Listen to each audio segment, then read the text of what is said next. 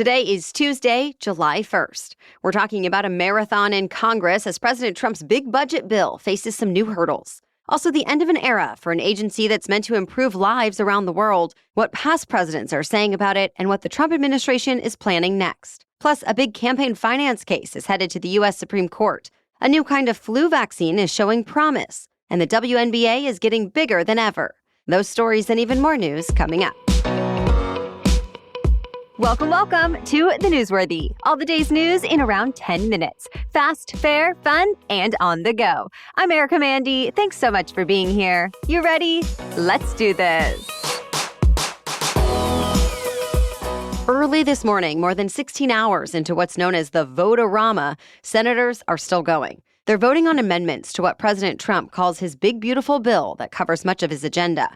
So far, they've taken up dozens of amendments, but none have passed. Most are being put forth by Democrats who say they'll keep bringing up amendments to, as they put it, show how awful the bill is, and they want to force Republicans to defend it. But there are still a lot of closely watched amendments on the GOP side, with Republican leaders trying to find a way to appease enough members to get the bill passed. At this point, it's still not clear if there's enough support. No Democrats are expected to vote for it.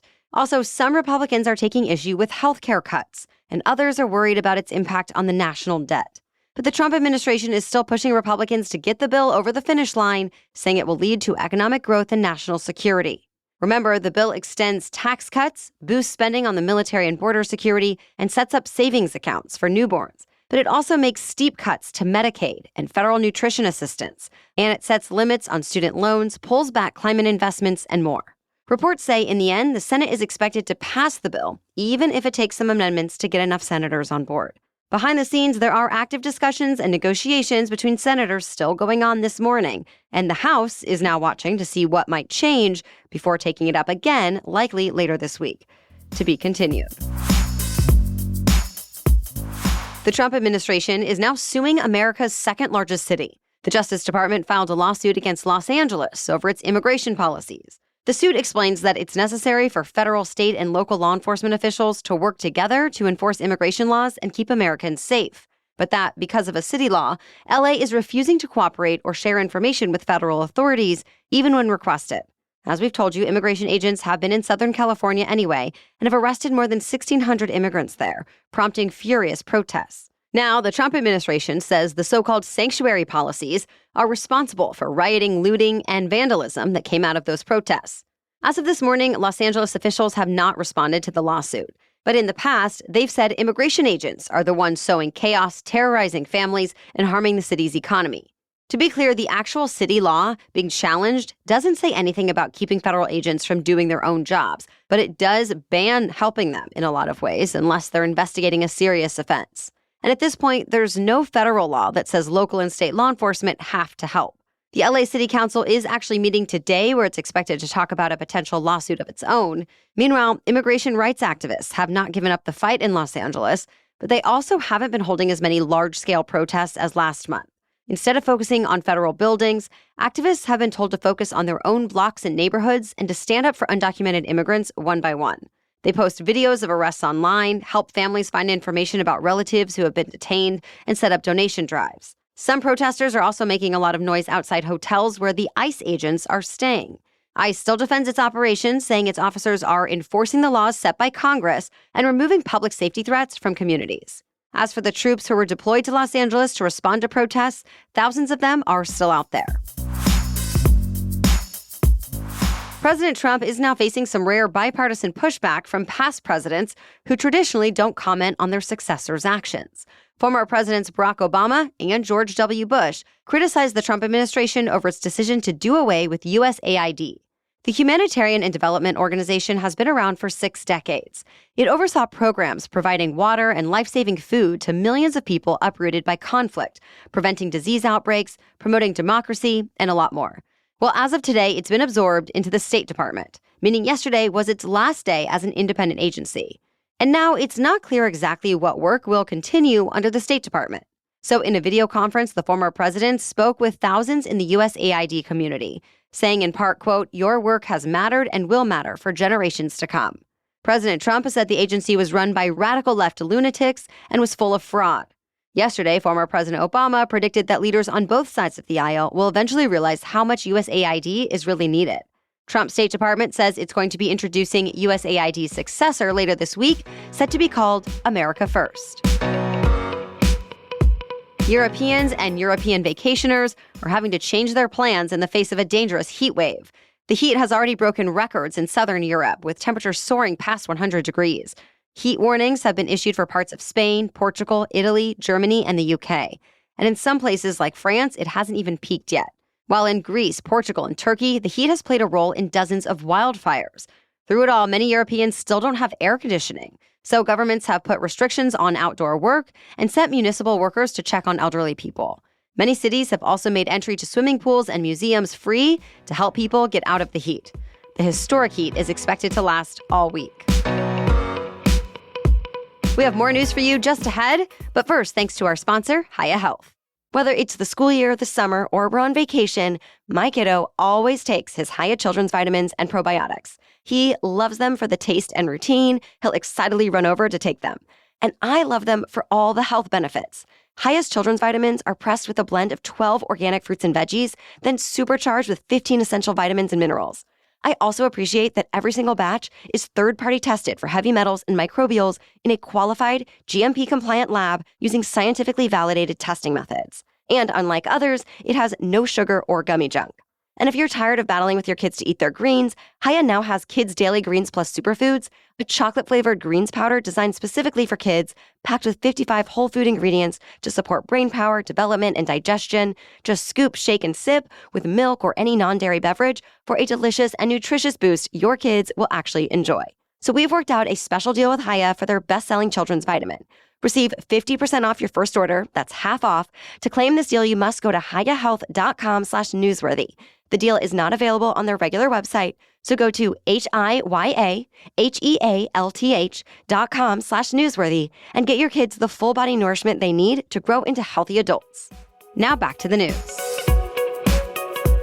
Drug maker Moderna says its experimental new flu vaccine is exceeding expectations. In a late-stage trial, the shot was tested on nearly 41,000 adults aged 50 and older from 11 different countries. Well, in that group, it was found to be nearly 27% more effective than the flu shot that's available now. The new vaccine caused the typical side effects like fatigue, headache, and muscle pain, but generally, the company says the shots were well tolerated. Not only is this encouraging for flu season, but Moderna says it paves the way for a combination vaccine that protects against both flu and COVID-19. Plus, the mRNA technology it uses could actually make it easier and faster for drug makers to alter it to match the dominant strain circulating each season. Since this is the first time mRNA technology is being used for a flu shot, regulators are expected to put it through a lot of scrutiny. Still, Moderna says it's hoping to get approval for both a combo shot and a standalone flu shot by next year. The U.S. Supreme Court has decided to hear a case that could shake up future elections. Justices will be looking into a challenge brought by a group of Republicans who want to end limits on how much parties spend on candidates. They also want large donors to be able to direct unlimited sums of money to a party with the understanding that the money will be spent on behalf of a candidate. The Republicans who sued and the Trump administration say the current limits violate free speech protections. And some legal experts say if the justices side with them, it could shift the balance of power from super PACs to political parties. But Democrats argue the limits are necessary to protect against wealthy donors having an outsized influence on the political process. The Supreme Court will hear the case in the fall. The latest investigation into Harvard University has wrapped up, and the findings could endanger federal funding even more. The Trump administration sent a letter yesterday saying it found Harvard knew most Jewish and Israeli students felt threatened on campus, but acted with deliberate indifference. The letter details instances of students being spit on, of swastika stickers being distributed, and more. Earlier this year, Harvard released findings from its own investigation that found the university was deeply polarized by the war in Gaza, with students on both sides feeling unsafe. But in response to this week's letter, Harvard says it has actually made significant strides to combat discrimination and strongly disagrees with the government's findings. Of course, this is just the latest in a series of legal and financial battles between Harvard and the Trump administration. The White House says there are negotiations happening with the university, though, so stay tuned. It was the largest takedown of healthcare fraud in American history.